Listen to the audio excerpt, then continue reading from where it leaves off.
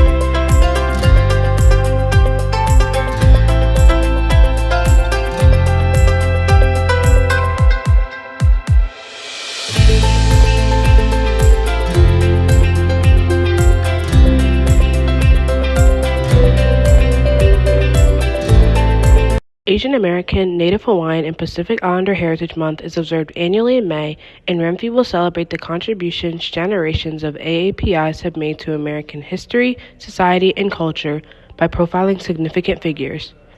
Today we will highlight Patty Mink. Patty Mink was born in Paia, Hawaii on December 6, 1927, and was one of two children born into her family. She had great success in high school, winning the class president election as a junior and graduating as valedictorian in 1944. Patsy went on to college, attending Wilson College and the University of Nebraska, before transferring due to ongoing racial discrimination. She chose to attend the University of Hawaii in Honolulu after finding out she needed surgery for a thyroid condition. She had hopes of becoming a doctor and graduated from majoring in chemistry and zoology. She applied to many medical schools, none of which accepted her, so she decided to apply to law school. She ended up attending the University of Chicago to earn her degree in law, which is the same place she met her husband, John Mink. In 1951, Patsy graduated from the University of Chicago and made the choice to stay at the school to continue working in the law school's library. She and her husband moved to Hawaii a year later after having their first child, Gwendolyn. Patsy took the bar exam in Hawaii so she could study law there. She passed the exam but wasn't able to find a job because of her interracial relationship. She then chose to open her own law practice in 1954, named the Oahu Young Democrats.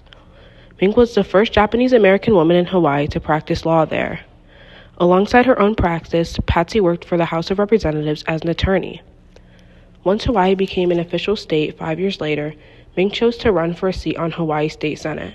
She was first unsuccessful but chose to run again in 1962 and earned a seat. Patsy later chose to run for another position in Congress and won a House of Representatives seat with the help of her husband and volunteers. She became the first Asian American woman to serve in Congress and fought for racial and gender equality, as well as child care and bilingual education.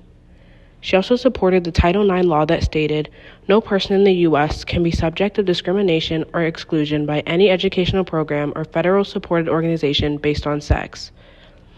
In 1974, Mink was able to also get the Women's Educational Equity Act passed to promote gender equality in education. She'd been a part of many committees in Congress before the act was passed in order to be a voice for the voiceless. Oregon Democrats noticed the work Mink was doing and asked her to run for president, in which she only won 2% of the votes. She was still active in politics, though, and was president for the Americans for Democratic Action and was the Assistant Secretary of State for Oceans and International Environmental and Scientific Affairs.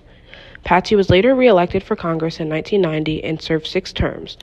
Around this time, she'd also created the Congressional Asian Pacific American Caucus. In September 2002, Patsy unfortunately passed away due to a serious case of pneumonia. 2 months later, she won a seat in the House of Representatives, but due to her untimely death, she wasn't able to claim her seat. She was replaced by Ed Case in January 2003 after another vote took place. After Patsy Mink died, Title IX was renamed the Patsy T. Mink Equal Opportunity in Education Act as a way to honor her memory and the work she did for many overlooked people.